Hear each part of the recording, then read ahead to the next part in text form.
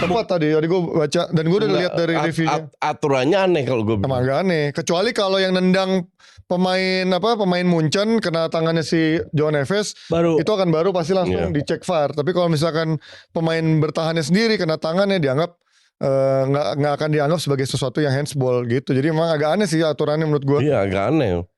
Ya tapi lagi-lagi di satu sisi memang Munchen tadi juga nggak bisa banyak ngebongkar pertahanannya. Gak bisa buat banyak juga. Jadi memang ya Olise lagi nggak terlalu bagus-bagus amat hari ini. Iya. Nggak jelek tapi nggak bagus-bagus amat.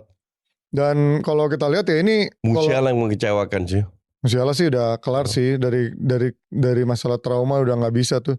Dan kalau tadi makanya tadi gue sempat di awal kalau ada yang lo bilang pressure-nya ada di PSG menurut gue nggak juga karena PSG itu kan kita tahu secara paparazzi dia nggak ada pressure kayak di tim-tim Premier League yang sangat besar gitu. PSG tulus. Iya ya setuju makanya nggak ada pressure di sini. PSG ini klub duitnya udah banyak Ji, udah keluar duit begitu banyak. Gue bilang pressure-nya tuh ya menurut gue itu definitely di PSG. Tapi di era ini coach, di era pemainnya bagus-bagus semua. Iya, tapi di era Enrique dia nggak ngeluarin duit terlalu banyak dibanding eranya yang sebelum-sebelumnya coach. Oh iya, tapi kan image-nya masih ada. Lu punya Dembele, punya Kvaratskhelia, punya Neves terus dan lu pertahankan juara bertahan. Juara bertahan lo. Iya, tapi gue nggak gelarnya lu pertahankan. Justru dengan dia menjadi juara bertahan menurut gue pressure-nya nggak di situ karena tahun lalu pun nggak ada yang nyangka dia bisa menjadi juara dengan skuad seperti ini ya. Betul, dibanding setuju. Messi dan Mbappe. Betul.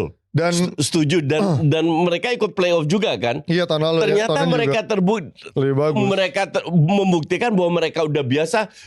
Kalau gue bilang justru kalau udah main bagus, lu udah membuktikan dunia, ekspektasi tinggi.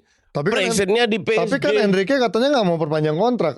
Belum tentu perpanjang kontrak sama PSG. Oh iya betul. Jadi menurut gue nggak ada pressure di sana. Even dia nggak juara pun dia sudah mendapatkan segalanya sama PSG. Makanya gue bilang ini bukan laga yang masalah Enrique, ini masalah PSG.